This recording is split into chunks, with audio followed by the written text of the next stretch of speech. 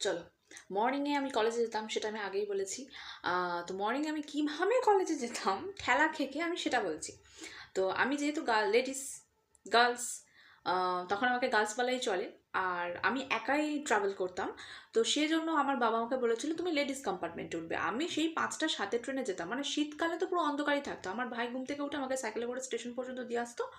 তো তারপরে আদারওয়াইজ যখন গরমকাল থাকতো তখন দিনের আলো ফুটে যেত, ৫টা মানে দিনের আলো ফুটে যেত, তখন আমি একা একা যেতাম। কি পরিমাণ ঠেলাটা আমি খেয়েছি, ও মাই গড! ওই টাইমে ভোরবেলায় ট্রেনের মধ্যে সব মহিলাগুলো, জেনারেল কম্পার্টমেন্টের কথা পরে আসছি আমি, লেডিস কম্পার্টমেন্টে যে নিচে যে মানুষ দাঁড়াবে সেই জায়গাটা পর্যন্ত আমাদেরকে দেওয়া হয় না। ওখানে ওরা টোটালি ঘুমাবে, পুরো এক একজন পুরো একদম চাদর কম্বল মুড়ি দিয়ে ঘুমাচ্ছে। তা আমরা কোথায় দাঁড়াবো? না, আমাদের কোনো জায়গা নেই, মানে মনে হচ্ছে আমার বাস্তু ছাড়া, এরকম একটা ব্যাপার। তো একটা জায়গায় আমি একটা ঘাটে কেটেছিলাম। আমার বাবা বলতো যে না, প্রত্যেকদিন একটা জায়গায় দাঁড়াবে, তাহলে ওরা সদয় হয়ে তোকে দাঁড়াতে দেবে। এবারে বাই এনি চান্স আমি এমন একটা জায়গায় দাঁড়িয়েছিলাম, সেখানে হচ্ছে একটা মহিলার খুব শরীর খারাপ হয়েছিল এবং সে কিছুদিন ধরে আসছিল না। এইবার হচ্ছে ওইখানে আমাকে বাচ্চা মেয়ে ভেবে একটু কনসিডার করে রাখতে থাকতে, মানে ঠিকঠাক করেছিল।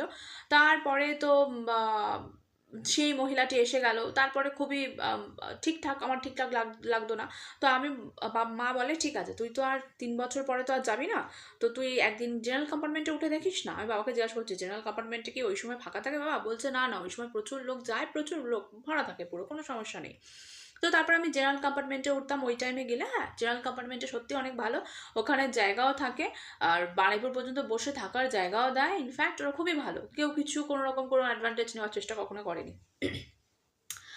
আর আর একবার হয়েছিল কি, একটু বেলার দিকে, সেখানেও আমি জেনারেল কম্পার্টমেন্টে উঠেছিলাম। ও তেরি, একটা দাদু গোছের লোক, সে আমাকে বসাতে বসাতে দিয়েছে। কী রকম কাইন্ড অফ পিপল! আমি হচ্ছি, আমার একটা সমস্যা আছে ট্রেনের মধ্যে, আমার গা গোলায়। মানে আমাকে একটু ঝিমোতে হয়, এরকমভাবে রেস্ট করতে লাগে, মানে ঘুমের মধ্যে আমার হালকা ন্যাপ নিতে লাগে, আদারওয়াইজ আমার গা ভীষণ গোলায় ট্রেনের মধ্যে। তো ওই জিনিসটা আমার এখনও পর্যন্ত কাটেনি। তো আমি ওইরকমভাবে, আমি যতবার এরকমভাবে মাথাটা রাখতে চাইছি, আমার মানে অনেক স্টেশন যেতে হবে, অনেক।